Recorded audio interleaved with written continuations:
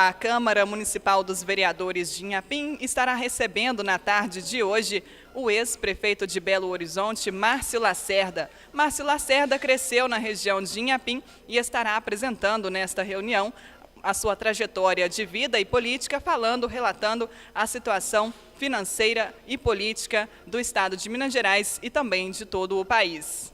Vamos dar início à nossa palestra aqui, com o Márcio Lacerda, e é uma honra imensa estar recebendo aqui em nossa cidade, uma figura ilustre, ex-prefeito de Belo Horizonte. Então, assim, é uma emoção muito grande e uma responsabilidade muito grande da Câmara Municipal de Inhapim. Agradecer, agradecer a Deus nessa oportunidade, que ela é única na nossa caminhada aqui, dentro dessa administração na Câmara, dessa gestão de 2 anos, nós estamos na frente dela. Gostaria de estar convidando aqui para compor a mesa com a gente, sem muita formalidade. A gente vai estar convidando algumas pessoas para estar com a gente aqui. Convido primeiramente o prefeito municipal, Márcio Elias, por favor.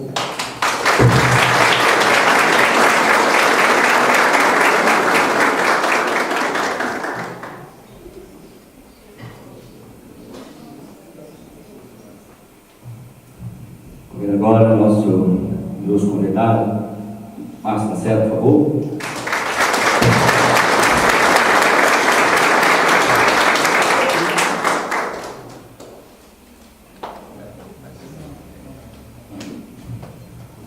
Gostaria de estar convidando algumas pessoas aqui para estar contando aqui, nos locais aqui com a gente aqui. O nosso ex-prefeito, Aníbal Chagas, por favor.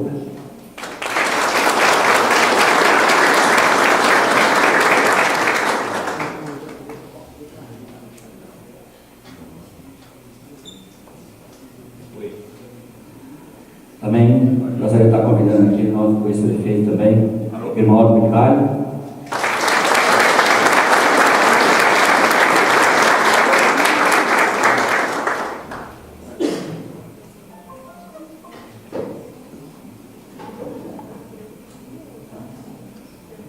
Também, o ex-prefeito também, eu sou Almiro Siqueira, por favor.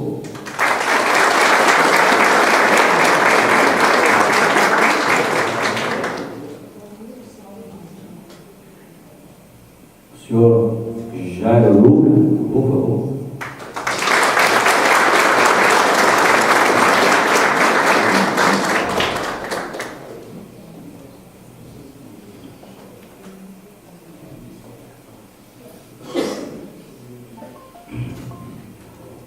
Nosso também é o ex-prefeito também, César Augusto Torres, por favor.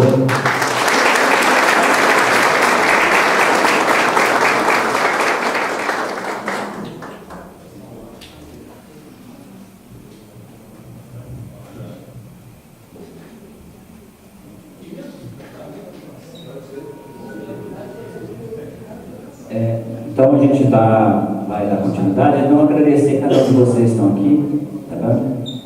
Presidente do partido Vem, Adalberto, prefeito do Anos, João Vinha. Também gostaria de estar convidando aqui para estar com a gente aqui, prefeito do São Sebastião, João Vinha, por favor.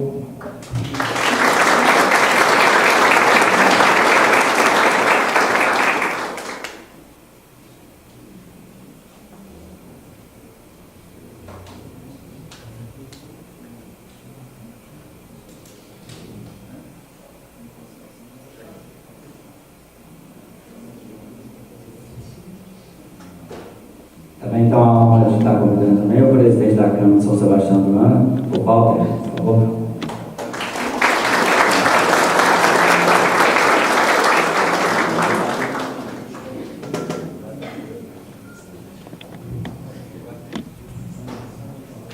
Agradecer também a cada um de vocês, os vereadores que estão aqui, tendo a possibilidade, os vereadores aqui, então, nos honrando com a presença aqui, o José Oliveira, o Carlos, o Valdeir, Suelena, a Lorena, acho que talvez estão com a gente aqui. Obrigado a todos, obrigado a cada um de vocês que está Vou passar agora a palavra para o nosso prefeito Márcio Elias, para ele dar uma abertura também nesse evento que está sendo realizado. Obrigado. Boa noite a todos. Primeiramente, gostaria de agradecer ao presidente dessa Casa Legislativa, Domingos Salles, por abrir a porta da casa para receber a ilustre, que tanto nos honra a presença do prefeito Márcio Lacerda. Agradecer a Deus por mais esse momento de estarmos aqui em Inhapim, vem passando por transformações ao longo dos anos, transformações evidentes e muito proveitosas que a gente percebe. E hoje não poderia ser diferente.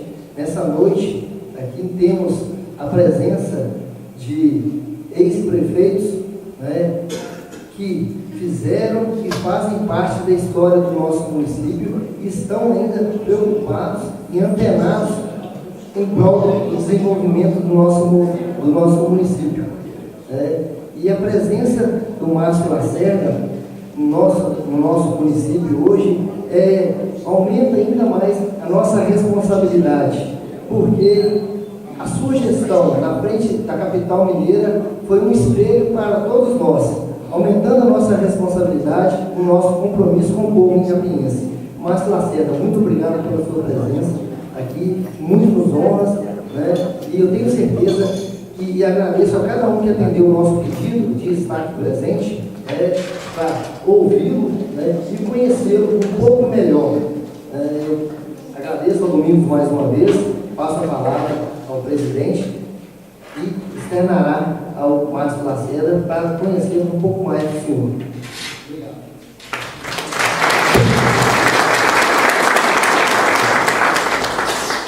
Agora vamos passar a palavra, né, para o nosso grande convidado, Márcio Lacerda, que ele vai estar falando um pouco de política para a gente aqui nessa noite. Tá? Obrigado a todos.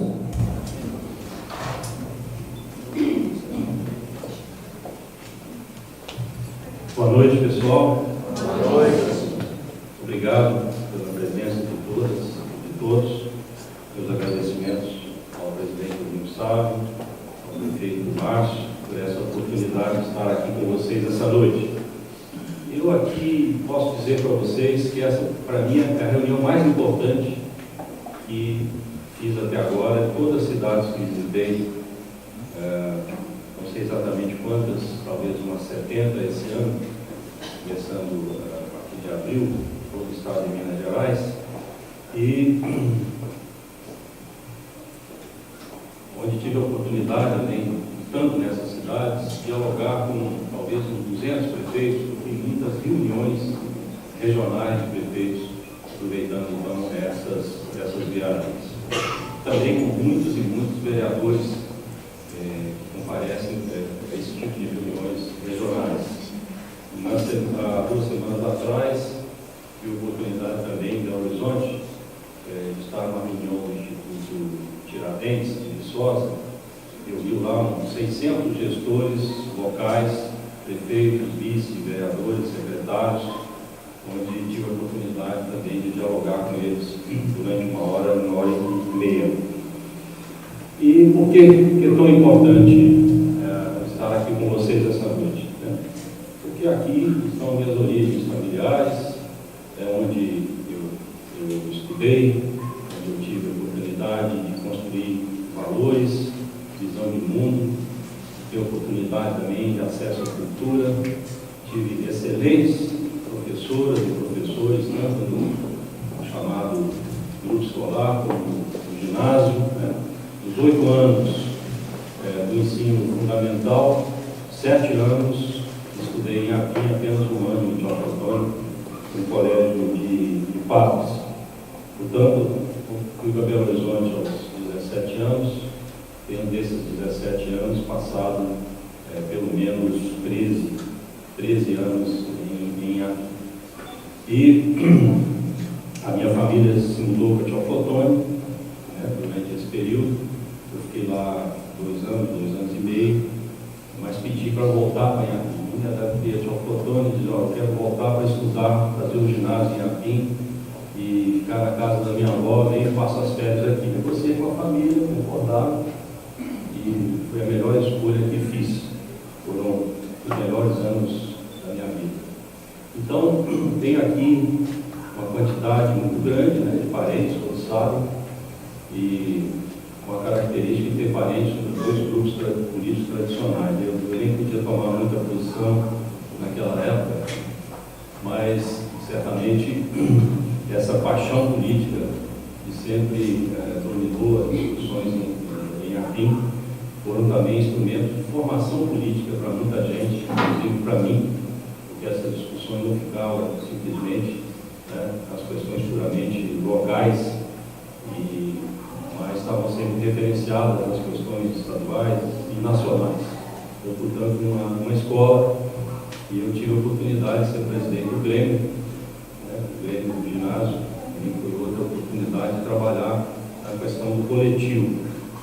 Tenho a honra de ter do meu lado, né, Jairo Luca, que foi meu companheiro todos os 4 anos, né, do ginásio, ele sempre mais ponderado que eu, né, uma espécie de conselheiro, assim, né, era um jovem assim, digamos, um tanto quanto atirado, mas todo esse ensinamento, então, principalmente o conhecimento, vamos dizer, dos livros básicos, né, do ginásio, do conhecimento, me permitiram chegar em Belo Horizonte sem nenhuma preparação prévia, sem nenhum cursinho, né, apenas durante um mês estudando sozinho.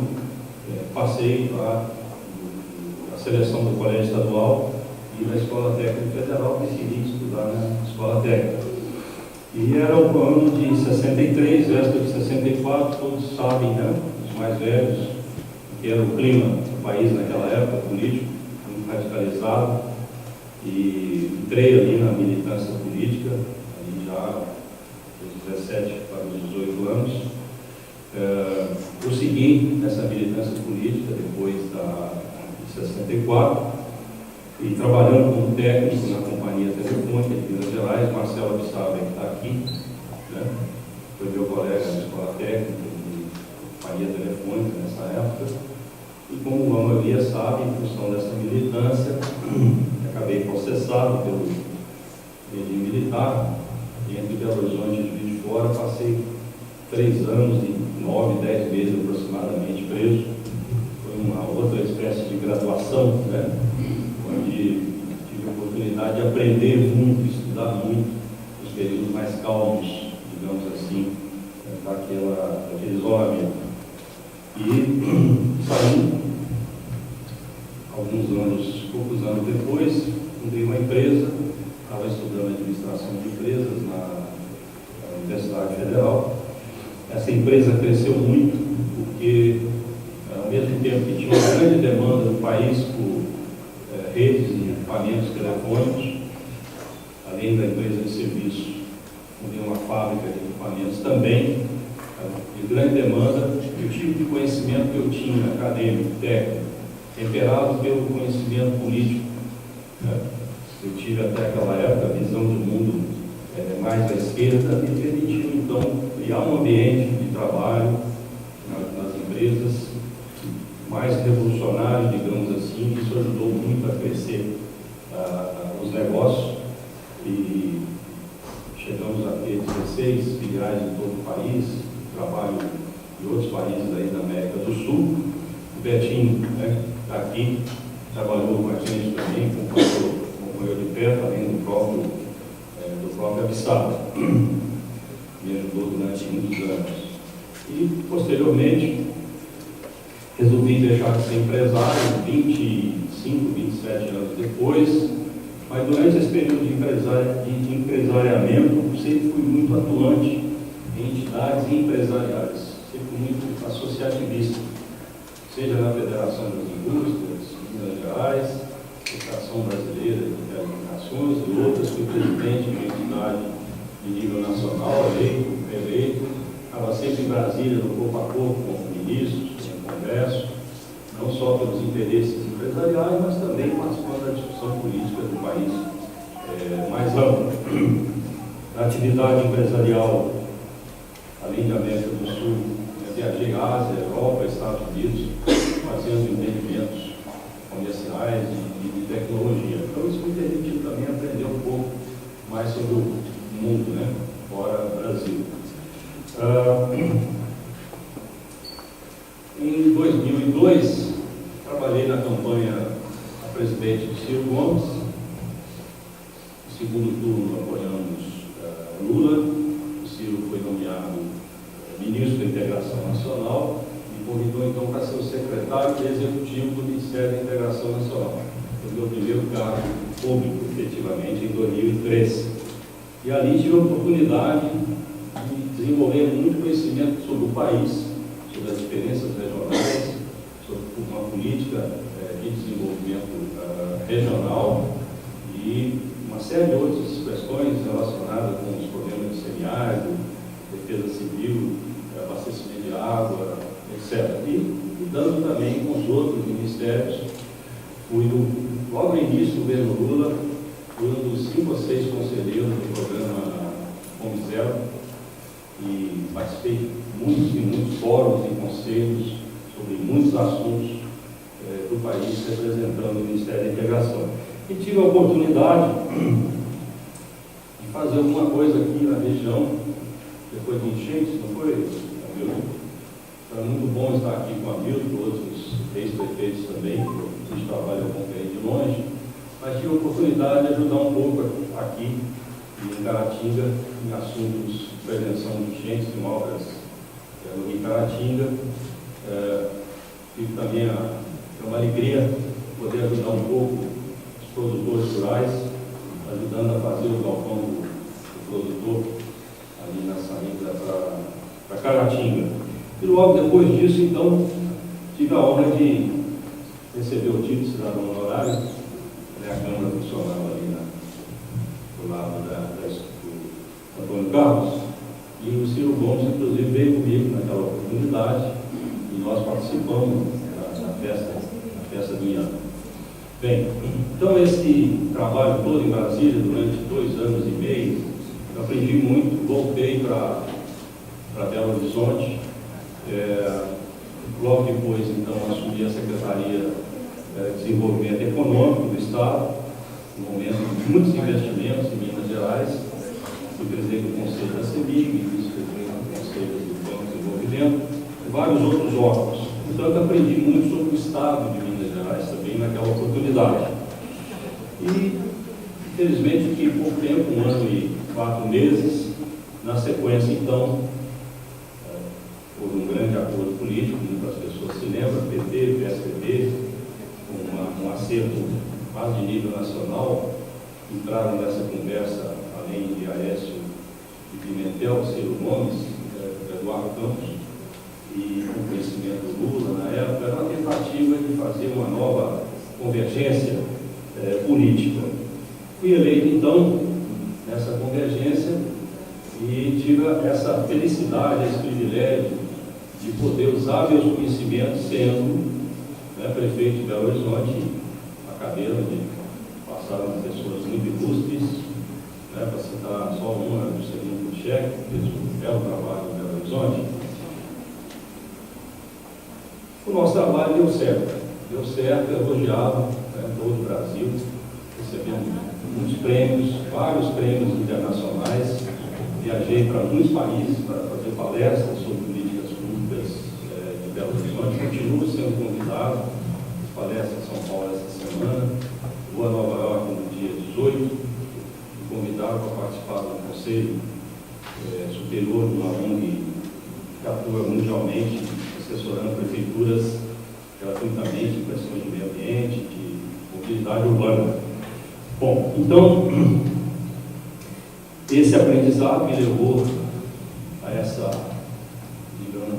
privilégio, de poder prestar serviço ao país. Eu acho que é uma obrigação da gente retribuir por tudo aquilo que também o país nos deu. A oportunidade de educação de qualidade que eu tive, poder, num momento bom da economia brasileira, ser um empresário vitorioso e ter tido essa oportunidade de prestar serviço, mas, evidentemente, tenho uma excelente saúde e vontade de continuar contribuindo. contribuição continuará de uma forma ou de outra, enquanto eu tiver saúde, mas nesse momento de dificuldades que o país atravessa, nesse encontro lá de Belo Horizonte há 2 semanas, eu apresentei dados lá sobre as finanças do governo federal, sobre as finanças do governo de Minas Gerais e sobre as finanças dos municípios na média. A Frente Nacional de Prefeitos tem dados no site dela sobre finanças dos municípios. Inclusive tem lá uma ferramenta chamada Compara Brasil, que pode agrupar os municípios com corte, se quiser, por região, por tamanho, por produção, e comparar todas as receitas por habitante, todas as despesas por habitante, é uma forma do gestor local ver como é que ele está posicionado, não só em relação ao quanto recolhe, quanto gasta, mas também sobre resultados da política.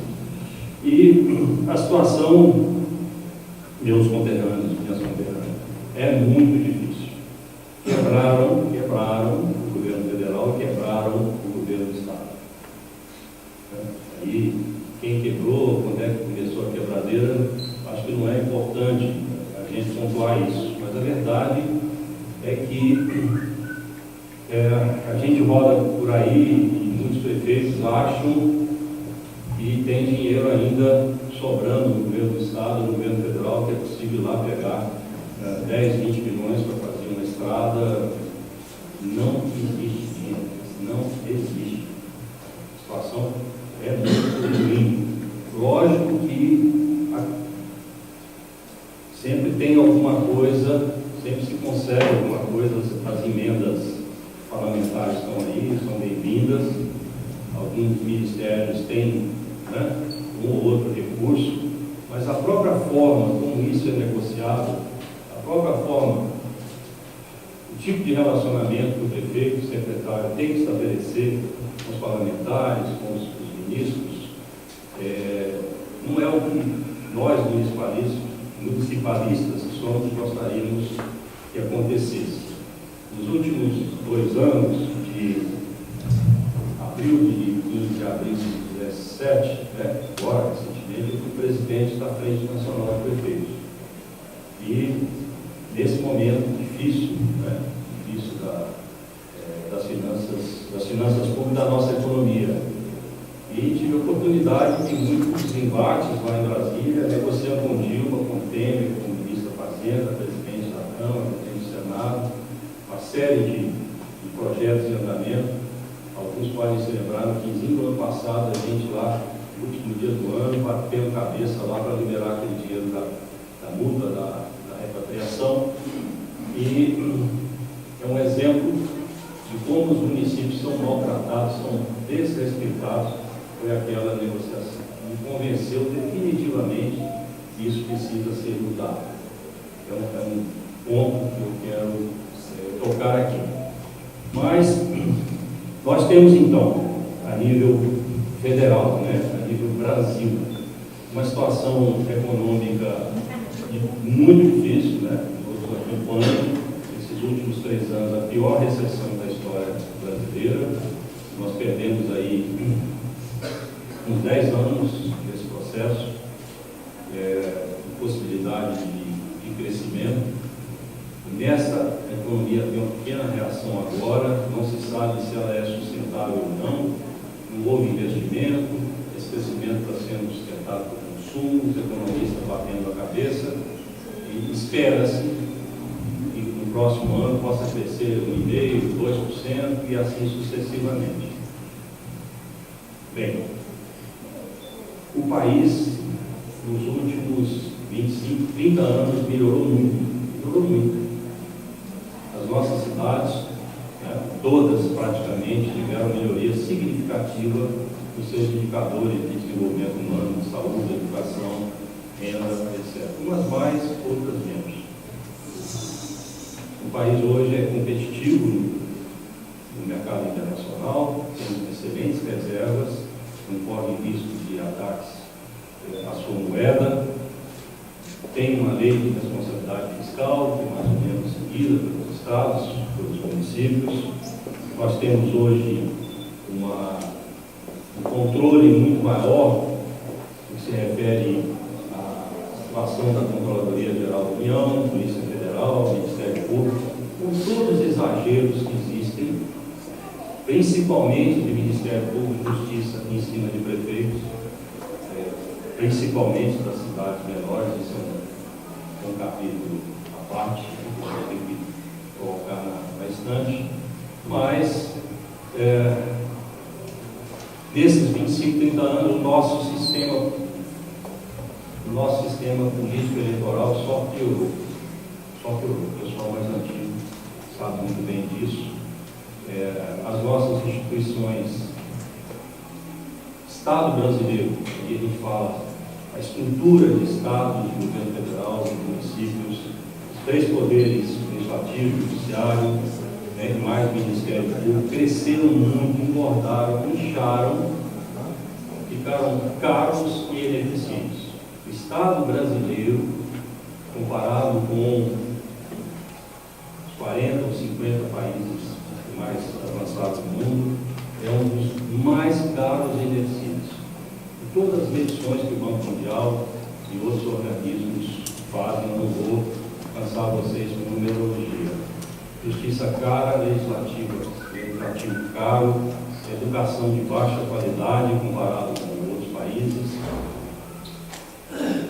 saúde muito ambiciosa nas suas metas, mas com pouco recurso. Vou citar só esse número: o Brasil gasta menos por habitante na saúde pelos seus governos do que o Uruguai, do que Chile, do que Panamá, Costa Rica, etc. O Brasil gasta muito com saúde, as famílias, plano de saúde e o próprio governo, mas a parcela do governo por habitante é pequena, muito pequena ainda. Mas os municípios gastam muito, isso é outro tema. Os municípios gastam muito mais do que seriam obrigados a gastar. E esse sistema, então, hoje está falido. Nosso sistema representativo não representa a população adequadamente. O Executivo e o Legislativo federais foram capturados por interesses empresariais e por corporações de funcionários de alto nível lá em Brasília. Todos sabem os salários que são pagos na Justiça, no Congresso, etc. E a nossa economia afundou, as finanças públicas quebraram em função de erros no nosso sistema político. E aí a pergunta é: o que fazer? Revolução não tem clima político, nem aqui nem no mundo, para fazer. Né? Se fosse década de 30, de 60, alguma revolução já tinha acontecido, depois de toda essa desgraceira que a Lava Jato e outras operações revelaram. Por muito menos se fez a revolução no passado, por muito menos. Mas não tem clima para isso no mundo.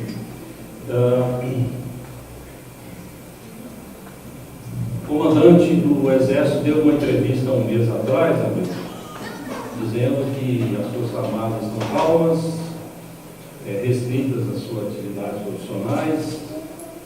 É uma instituição que quer colaborar com as outras instituições para avançarem todas.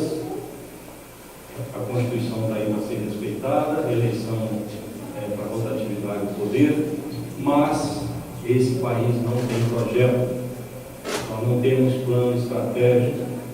As nossas, aí eu estou emendando, as nossas elites, o povo que tem poder no nível nacional, não senta para conversar e fazer um pacto mínimo. Uns querendo derrubar os outros, pensando só na eleição do próximo ano, uns querem escapar da Polícia Federal, outros querem engaiolar os outros, enfim. Aí essa balbúrdia que todos sabem. Felizmente, a economia parece que se descolou um pouco dessa crise, mas o que vai acontecer no próximo ano? O ideal seria, se nós pudéssemos eleger um presidente que fosse um estadista, um visionário, meio santo, muito pragmático, eleito com os 80%, 85% dos votos, e com todo o apoio da gente, a gente chegar lá a 500.000 pessoas lá em Brasília, e ele fazer esse Congresso aprovar tudo que precisa aprovar em um ano. Seria difícil que isso aconteça, mas vamos torcer para isso, chamar as pessoas para votar. Vamos eleger aí um bom presidente, não sei nem quem será o candidato, nós não sabemos. Vamos eleger um bom presidente, é o mínimo que a gente poderia fazer e apoiá-lo depois, para fazer a limpeza que seja necessária. Enquanto isso, nós temos que cuidar dos nossos municípios e temos que pensar na eleição estadual. A situação das finanças do governo de Minas Gerais são muito piores do que a do governo federal. O déficit percentual dos dois é mais ou menos semelhante. Tanto que falta de dinheiro, percentualmente falando, do bolo total. Mas isso é número, eu não vou. Ontem lá, eu cometi um erro lá em Agirita, cidade de 5 mil habitantes. Eu estava lá na Câmara, estava aqui, tinha lá um número de pessoas. Aí o prefeito fez uma pergunta mais ou menos técnica, e eu fiquei 15 minutos jogando o número na cabeça das pessoas. E é impossível, a gente que conhece, que estuda, que lê, entender essa barafunda de números nacionais, imagina jogar um tanto de número nas pessoas, como eu fiz ontem. Tinha até que ter pedido desculpa lá ao prefeito. Mas o governo de Minas, ele hoje, 70% das despesas, sem contar pagamento de dívida, é para pessoal. 70%. Começa então por aí. Aí com mais um custeio disso, um custeio daquilo, não sobra nada. Aliás, falta. Não sei se são 5 bilhões, se são 8 bilhões esse ano, e com muita contabilidade criativa, muito lançamento leitor. A contabilidade não revela a real situação. Como é que se chegou a isso? Gastança, vamos ser francos, nossa aliança lá atrás, com a Sadia, com o Roberto, no momento que tinha que ter começado a segurar, gastou-se muito. E esse governo que chegou não implantou nenhuma austeridade. Ficou 6 meses fazendo a auditoria, enquanto isso foi só botando mais gente para dentro, aparelhando. E aumentou, inclusive, secretarias. Não começou bem. A situação se agravou, a arrecadação caiu mais ainda, já vinha caindo, eu tenho um número desde 2013, não começou em 2015 o problema. Então, é uma situação muito grave, muito grave. Qual é o problema básico, então? O tanto que se arrecada é bem menor do tanto que se é obrigado a gastar. Daí, atrasar fornecedor, atrasar salários, segurar recursos que vêm do governo federal para os municípios, na saúde. Então, é muito grave. E as pessoas, às vezes, falam comigo, quem conhece, quem entende bem os bastidores dessa situação, você é louco, quer ser governador. É no mínimo 5 anos a 10 anos para consertar esse buraco que foi criado.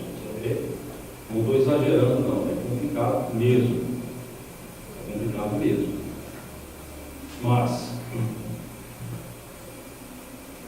a chave da solução, além dos ajustes que vão ser feitos lá, é crescimento econômico, é investimento, é geração de emprego, que vai gerar imposto, que vai gerar arrecadação. O problema é que o Estado de Minas Gerais, ele já vinha crescendo menos que a média nacional, até 2013, e 14, 15, 16, ele caiu mais na média do que a média nacional. E a gente não vê o governo estadual assumindo um papel de articulador dessa retomada de desenvolvimento. A situação política do governador, meu amigo Pimentel, certo? Meu amigo, não estou convivendo com ele agora, mas é meu amigo da época de juventude. Ele está tão fragilizado politicamente que ele não tem gás para assumir a liderança desse processo. O fato de ele ser refém na situação pessoal dele difícil, obriga ele a fazer tantas concessões em troca da política. Ele não tem nem cargo para dar para pessoas competentes para ajudá-lo a fazer a retomada do desenvolvimento. Vou falar só da agricultura. Eu acho até, me disseram que o secretário da Agricultura é aqui da região, não sei. Ele está aqui, né? Pelo que eu sei, é uma boa pessoa. Bem intencionada. Acho que foi candidato nisso, quer ser candidato. Mas olha, gente, Minas Gerais é um país com uma agricultura poderosa, que vem crescendo, que vem absorvendo tecnologia, vem produzindo mais sem aumentar a área plantada. A agricultura familiar tem muito espaço para melhorar. A agricultura do agronegócio também tem. Nós precisávamos de um secretário de Agricultura de nível internacional, uma pessoa muito experiente, um grande articulador de negócios, de desenvolvimento, de tecnologia, de financiamento, um líder. Não tem tanto nesse país na questão da agricultura. Mas a pequena política tornou o governador refém das pequenas soluções equilibradas. Essa é a questão. O governo do Estado, ele tinha que ser, principalmente devido à crise econômica, um grande articulador de dar a volta por cima nessa crise. E encher o Estado eu falava hoje com o Marcinho no almoço, ele precisava de colocar umas 100 pessoas muito qualificadas, sendo articuladores regionais e subregionais da questão de alavancagem da economia, dando força naqueles setores que já têm um potencial, estão muito bem, e aqueles que estão mal, ver também o que é possível fazer. É uma questão de mercado nacional, mercado internacional, de competitividade. Os empresários que já estão dentro do país continuam trabalhando. Agora, imagina, esse país tem uma estrutura burocrática de impostos, de fiscalização, de licenciamento, e o sujeito desavisado que vem de fora e resolve investir aqui, ou não se informou corretamente, ou é aventureiro.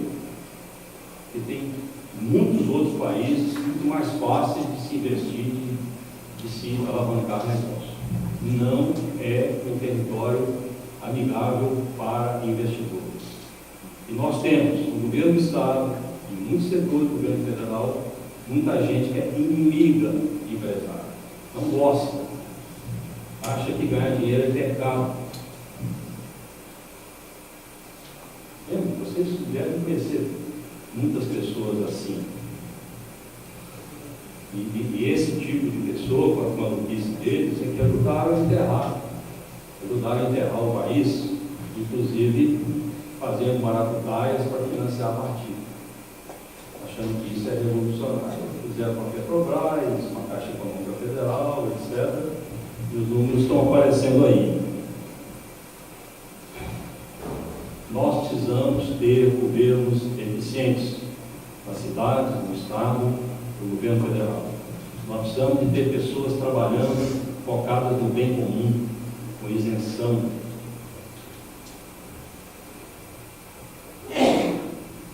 Tratando todos igualmente perante a lei, criando oportunidades para todos, criando regras simples, regras claras, cuidando do recurso público a beneficiar a maioria das pessoas. A gente vê aqui o Marcinho fazendo esforço unido nesse sentido, assim como a gente vê muitos prefeitos, eu estou falando com conhecimento de causa, porque estou viajando e conversando, fazendo a mesma coisa. Pessoas jovens, bons prefeitos reeleitos também, se cercando de bons secretários e secretárias, e apesar das dificuldades, da escassez, ralando, trabalhando muito, procurando alternativas, chamando os vereadores para entender melhor a situação, procurando se aproximar da população. E aí a gente fala política. Né? Um dos grandes problemas que nós vivemos, vocês sabem muito bem disso, que a maioria das pessoas acha que política é eleição, são partidos, são grupos disputando poder. Eleição, partido, é o que a nossa Constituição, a nossa lei, criou para organizar a disputa pela rotatividade do poder. Isso não é origem da política, isso é consequência da política. Política, a raiz da palavra. Vamos imaginar que nenhum de nós aqui fosse agente público, político, no sentido de agente público, nomeado ou eleito, ou pensando em ser. Somos cidadãos. Vamos reunir aqui para discutir o país, o Estado. Isso é política. É a discussão cotidiana de pessoas comuns, fora das instituições ou dentro das instituições, discutindo a realidade, fazendo diagnóstico de onde está, onde quer chegar e como chegar. É a decisão, é a discussão, é o conflito sobre o que tem de recursos e quais são as demandas e quais serão as prioridades. Atender a maioria, de acordo com o desejo da maioria, respeitando as minorias. Isso é a base da política. Mesmo numa ditadura, que não se tem eleições, isso continua sendo feito. Né? Só para criar o contraponto. Continua sendo feito. Porque tem um administrador local que o militar nomeou e ele vai ter que trabalhar em função dessa discussão comunitária. Isso não acontece, gente. Né? A gente está acontecendo por causa da crise, mas nos momentos aí de uma certa euforia, né, as pessoas nem tomam conhecimento. O prefeito também ia gastando, o governador gastando por conta. O Rio de Janeiro fez adiantamento de royalties sobre o pré-sal e ninguém tinha curado ainda lá no fundo do mar. O brasileiro é muito otimista quando a gente pergunta para ele o que ele acha do futuro dele. Eu sou indivíduo, vou dar um jeito, vou tornar, vou chegar lá. Quando se pergunta sobre o Brasil, há uma dose muito forte de pessimismo. Isso é pesquisa internacional comparado com outros países. Isso revela uma dificuldade de discutir o coletivo, discutir o que é de todos. Mas exatamente porque tem crise, isso tem que ser trabalhado mais, para as pessoas se sentirem proprietárias do orçamento da prefeitura. O orçamento da prefeitura não é dos vereadores, do prefeito, é da população, é da comunidade. Óbvio que se ganhou a eleição com um programa de governo, mas isso envolve um detalhamento, um faseamento do tempo, que cabe uma discussão. Deve trazer as pessoas para as audiências públicas, os conselhos funcionando de forma mais eficaz. Isso nós fizemos em Belo Horizonte. Nós fizemos um planejamento de longo prazo para 20 anos para a cidade. Belo Horizonte nós queremos para daqui a 20 anos. Ninguém nunca tinha feito isso. Fizemos isso durante 6, 8 meses, envolvendo muita gente da cidade, da prefeitura. Foi a primeira vez que uma grande cidade do Brasil fez planejamento estratégico. Isso nos ajudou muito a governar, porque tinha rumo.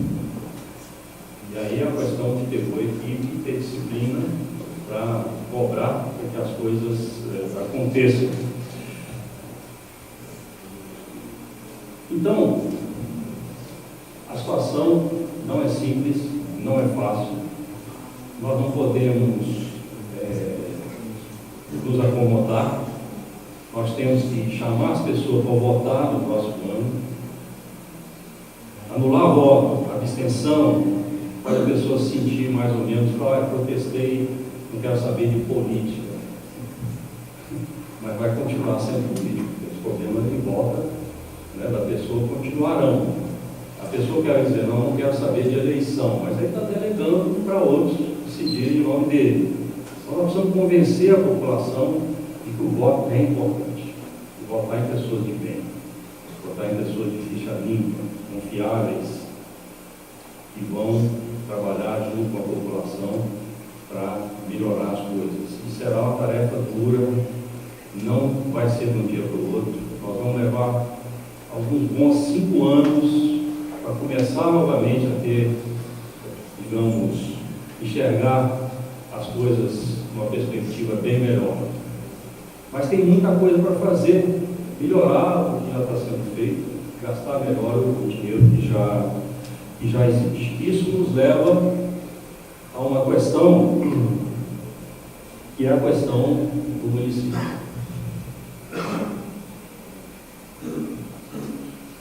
Nós temos prefeitos, vereadores, ex-prefeitos, nós temos que trabalhar para que os municípios sejam mais respeitados, sejam mais dignamente tratados e não dependam de piso na mão para conseguir um dinheirinho a mais.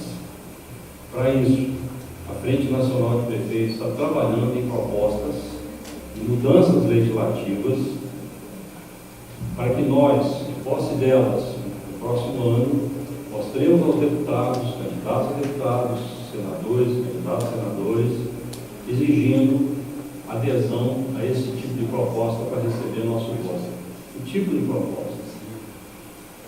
Para que, com a volta do crescimento econômico, a melhoria da arrecadação federal, principalmente, que já fica com 54% do bolo dos impostos, os municípios só têm 18%. Para que, à medida que a arrecadação volte a crescer de forma paulatina, mas segura, os municípios passem cada vez mais a ter uma parcela maior do bolo da arrecadação. E emendas de políticas públicas, distribuição de recursos adicionais aos municípios sejam estabelecidas em lei, não através de convênios, para não colocar o prefeito naquela posição indigna da armadilha partidária e de ficar de piso na mão, mendigando um dinheiro a mais. Cada município, em função do orçamento, da destinação de determinado volume de recursos para cada política pública dos ministérios, cada município já saiba qual será a sua parcela. Saiba qual será a sua parcela em função de critérios claros. E aí, os nossos eleitos se dediquem a trabalhar, para aperfeiçoar políticas públicas e saiam também dessa posição indigna e para receber votos. Eles têm que nos ajudar, né, a mendigar mais recursos lá para as nossas cidades. Então, isso é fortalecer o municipalismo, fortalecer o protagonismo, fortalecer a independência das cidades, assegurar o mínimo de recursos que os municípios precisam para tratar dignamente a sua população. No caso da saúde, é uma tragédia. Os municípios deveriam estar gastando 15%, a média nacional é 24%, uns gastam mais de 30%, isso é muito dinheiro. É muito dinheiro. E deixa de ser gasto, poderia estar sendo gasto em outras atividades. E o prefeito gasta porque não vem a parte federal, não vem a parte estadual. Bem, o meu papel nesse processo, eu estou cumprindo a missão do meu partido, o PSB, eu sou da Executiva Nacional, estou deixando agora a presidência estadual do PSB para ficar um pouco mais livre para fazer as articulações necessárias e estou rodando o Estado. Minas Gerais é um país imenso e muito bonito, muito diverso, muito complexo, e essa uma riqueza geográfica, riqueza de produção, riqueza de climas, riqueza cultural, uma gente maravilhosa, né, que trabalha muito, se dedica e continua produzindo, continua cumprindo, né, o seu dever, suas tarefas, cuidando das suas famílias, e precisa de ter esperança. Está faltando esperança nesse momento, tem muita descrença, muita tristeza.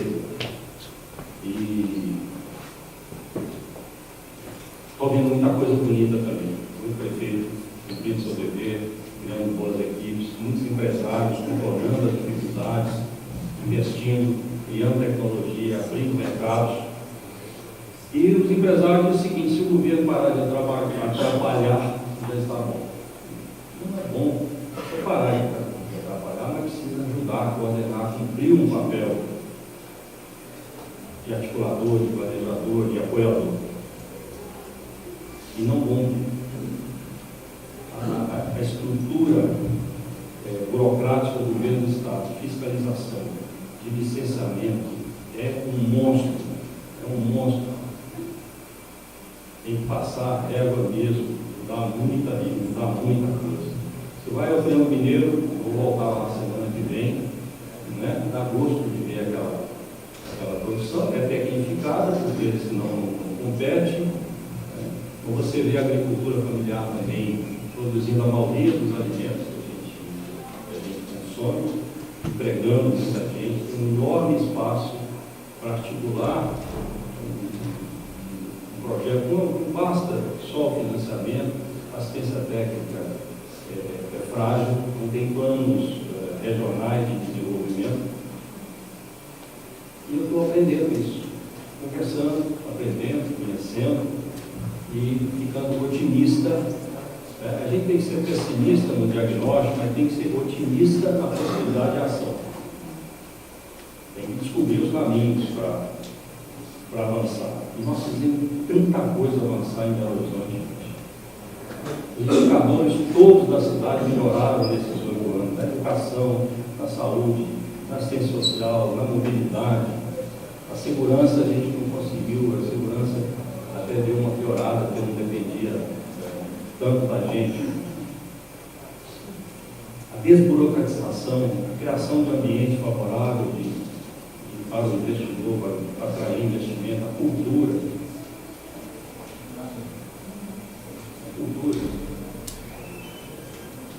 Às vezes, todo lugar que eu vou, tem sempre um jovem falou: carnaval bacana, se eu não vou lá para Belo Horizonte. Belo Horizonte não tinha carnaval, né, gente? Hoje, carnaval de 1,5 milhão de pessoas. Grande parte disso foi o nosso trabalho. Então, é possível melhorar em tudo, mas tem que ter planejamento, tem que ter disciplina, tem que ter união, tem que ter liderança e tem que ter honestidade, clareza, franqueza. Eu tenho dito também, nós vamos chegar no início do ano, construindo propostas. Nós estamos construindo uma rede de mobilizadores, de apoiadores, que nos ajudarão a formular essas propostas. Mas tem que ser uma proposta verdadeira, franca, honesta. Eu nunca serei candidato a nada se eu tiver que falar mentira e prometer coisa que eu sei que é impossível.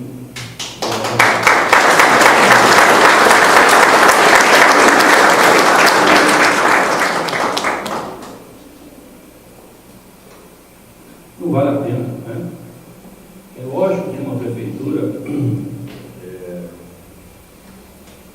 não é tão difícil como o governo do Estado, mas nós entramos nas 2 campanhas com um documento muito detalhado do que pretendíamos fazer. Não conseguimos cumprir tudo, até porque os 2 últimos anos frustraram um pouco a gente, mas cumprimos muito, avançamos muito. Eu daqui a 50 anos, se eu for lembrado por alguma coisa, será pelo título que eu ganhei de prefeito amigo da criança, nível nacional, destaque 2 vezes, com políticas muito transformadoras na educação, na saúde, no esporte, no lazer, na assistência social, de forma muito integrada, muito disciplinada, interdisciplinar. O Estado dá para fazer? Dá. Eu participei representando a Federação das Indústrias no início do primeiro mandato do Aécio Neves, da formulação do Plano Mineiro de Desenvolvimento Integrado, plano estratégico, pensando o Estado, e muita coisa foi feita em cima daquilo. Depois, com uma certa disciplina política, aquilo foi abandonado. Tem que ter plano, e plano feito com ajuda de muita gente, para que depois as pessoas ajudem a executar. Então, tendo um plano honesto, né? As pessoas não querem mais ser enganadas, as pessoas não merecem ser enganadas, enroladas, embora, infelizmente, a gente tem uma grande parcela da população que ainda gosta de populismo. Então, a gente corre o risco no próximo ano, inclusive a nível de uma campanha para presidente, de ter populismo. Então, nós temos que ter a disciplina de dizer para as pessoas: olha, eu não vou prometer isso. Vamos nos esforçar muito para melhorar a desigualdade, diminuir a desigualdade, cuidar mais das pessoas que mais precisam, mas principalmente ajudar essas pessoas a crescer na vida. Não dar mais dinheiro para elas ficarem em casa, mas trabalhar, né, para que essas famílias tenham um mundo. Isso nós fizemos em Belo Horizonte. Nós criamos mais de 150 mil vagas de treinamento para a primeira ou segunda oportunidade em mercado de trabalho. Citando apenas um exemplo. Bem, eu queria ter a oportunidade, né, de ouvir vocês, e eu estou aqui realmente me sentindo muito bem. Eu disse a reunião em cidade, a maioria delas não estão de vereadores, enfim, foi ontem. Recebi homenagem em Cataguás, em Muriaé, essa semana, fui até Orador, lá nas câmaras de vereadores, nesses títulos de homenagens, honorários. E esse momento, para mim, é o mais importante que eu vivi em todo esse processo. Mais importante, porque é uma retomada, né, de vínculos com as minhas raízes. Raízes, como eu falei há pouco, eu considero muito importantes, muito bonitas na minha vida, né? Pela qualidade, né, dos meus parentes, da minha grande família, jardinense, dos meus professores, da liberdade que eu tive, né, que a gente tem numa cidade menor, de fazer as travessuras da gente, sempre cuidados pela cidade inteira. E essa convivência democrática da cidade pequena, com todas as classes sociais, dá para a gente um espírito mais democrático, mais humildade e mais simplicidade também. Quando você cresce encastelado em classes sociais, numa cidade grande, as pessoas têm mais dificuldade, né, de entender as diferentes perspectivas de vida. Mas eu tenho então essa identidade forte de uma pessoa do interior de Minas, uma pequena cidade, família de funcionários públicos, pequenos produtores rurais. Meu tio avô Aníbal, que era de Dom Cavate, tinha lá sua pequena fazendinha lá para baixo de Caratinga. Eu ia lá nas férias, mexia com boi, mexia com café, com floresta, etc., com animais, e eu tenho muito orgulho de ter tido essa oportunidade de ter essa pequena raiz rural também. Me sinto, portanto, saio daqui muito energizado e tendo tido, né, a oportunidade de conviver com os vereadores, com o prefeito Márcio, e ver, né, que a minha cidade está em boas mãos. Muito obrigado, viva Inhapim.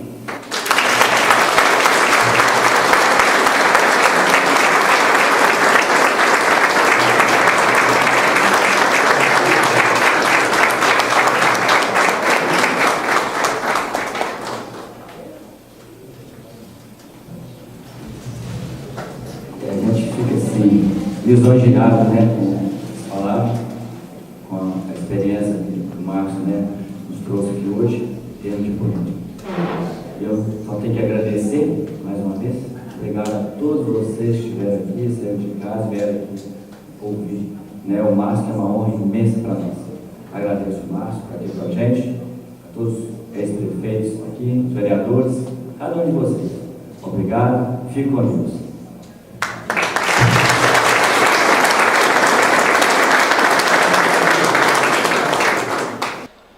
Doutor Márcio, Hoje o senhor retornando aqui em Inhapim, trazendo uma palestra sobre a política nacional, também a estadual e até mesmo a forma municipal. De tudo aquilo que o senhor falou, qual que é a forma hoje que o senhor enxerga a nossa política diante de tudo que a gente tem vivido, não só no cenário nacional, mas também no cenário estadual? Nós estamos numa situação muito difícil, né? Uma crise econômica prolongada que só agora dá sinais de que já bateu no fundo do poço e está começando a voltar. Esse ano vamos ter um pequeno crescimento, média nacional, e cada região também reagindo de uma maneira diferente, umas um pouco melhores, outras um pouco piores, mas isso dá sinais de que nós teremos já um crescimento um pouco mais robusto no próximo ano e nos anos seguintes. Apesar da crise política, né, a economia está se movimentando. A grande questão é que para que o país melhore, e melhore de forma sustentável, né, num prazo médio e longo, é preciso que no próximo ano, principalmente no próximo ano, a gente convença a população a votar, não fugir da urna, não usar a abstenção ou anulação de voto como forma de protesto. O melhor protesto será votar em pessoas boas, em pessoas limpas, de ficha limpa, em pessoas competentes, em pessoas confiáveis, porque a democracia se faz com eleição. A política tem que se fazer, preparar as pessoas, né, os nossos amigos, os nossos familiares, os nossos liderados para votar bem. Esse é o ponto mais importante que nós temos que trabalhar nos próximos 12 meses. Nosso maior problema na política hoje, ele é realmente político ou é um problema ético e moral? As instituições brasileiras, né, nos seus poderes, a federação, a Constituição define os princípios para que ela possa funcionar bem. Mas a nossa democracia não tem funcionado bem, porque os poderes, principalmente o executivo e o legislativo em Brasília, né, o judiciário parece que está mais ou menos imune, foi apropriado, foi invadido, né, foi cooptado, vamos usar essa expressão, por grandes grupos empresariais e muitas corporações de funcionários públicos privilegiados. E isso distorce totalmente a possibilidade de se acreditar na democracia. A democracia tem que ter regras iguais para todos, dar oportunidades iguais para todos, todos têm que ser tratados igualmente perante a lei. Nós precisamos de consistência, precisamos de estabilidade, precisamos de regras claras. Quem se apresenta para o serviço público, eleito ou não, tem que visar o bem comum, e não a própria carreira, e não enriquecimento. E o protesto será um voto de protesto, votando em pessoas corretas, de ficha limpa no próximo ano. Talvez até pela experiência do senhor nos mandatos à frente da Prefeitura de Belo Horizonte, não só em Inhapim, mas em várias regiões do estado, o nome do senhor tem figurado juntamente com o Diniz e até mesmo Rodrigo Pacheco como possível candidato ao governo de Minas. E o que o senhor tem a dizer, principalmente a comunidade inhapiense? O senhor tem essa intenção ou o senhor vai esperar um pouco mais, ainda é cedo, para se dizer que o senhor seja um pré-candidato ao governo de Minas? Eu sou pré-candidato, continuo pré-candidato, estou cumprindo a missão do meu partido, com a qual concordei, porque acho que estou preparado para isso e vejo as condições claras, objetivas, de construir uma boa proposta e de formar uma boa aliança política para dar consistência a uma campanha, dar tempo de televisão. Nós precisamos discutir alianças políticas no início do próximo ano. Tem um bom diálogo tanto com o Rodrigo Pacheco quanto com o Diniz, né? Nós precisamos derrotar o PT. É uma grande honra e prazer receber tamanha autoridade em nosso município. Márcio Lacerda é um espelho, um exemplo de gestor que foi em Belo Horizonte e vem trazer ensinamentos para o nosso município. Município ao qual que ele já recebeu, inclusive, o título de cidadão honorário. Então é um inhapiense e gosta do município. Hoje tivemos o prazer de passar o dia com ele e muito aprender com a sua forma de gerir, administrar o município. Então ficamos muito felizes e honrados com a presença dele no nosso município de Inhapim. O resumo que o senhor pode fazer dessa palestra hoje, feita por Márcio Lacerda, ex-prefeito a visão que ele apresentou, que hoje é a mesma que o senhor comunga, é a mesma visão que o senhor tem em relação à forma de se fazer política a partir de agora, depois de tudo que aconteceu com a política brasileira? É com muita satisfação que a gente participou desse evento, né? Márcio Lacerda é uma referência no cenário empresarial e político da nossa região, né? Veio aqui nos brindar com essa excelente palestra, né, sobre o desenvolvimento do país, né, no momento em que a gente percebe uma deficiência muito grande, né, nos políticos brasileiros. A corrupção é um mal, né, que atingiu todas as camadas do nosso poder político. Mas isso não pode nos levar ao desânimo, né? Pelo contrário, tem que nos motivar a fazer um trabalho para mudar esse quadro político. E é isso que o Márcio Lacerda veio trazer aqui hoje, uma mensagem de esperança a todos aqueles, né, que querem um Brasil grande, um estado grande e um Inhapim melhor. Eu comungo com as ideias dele.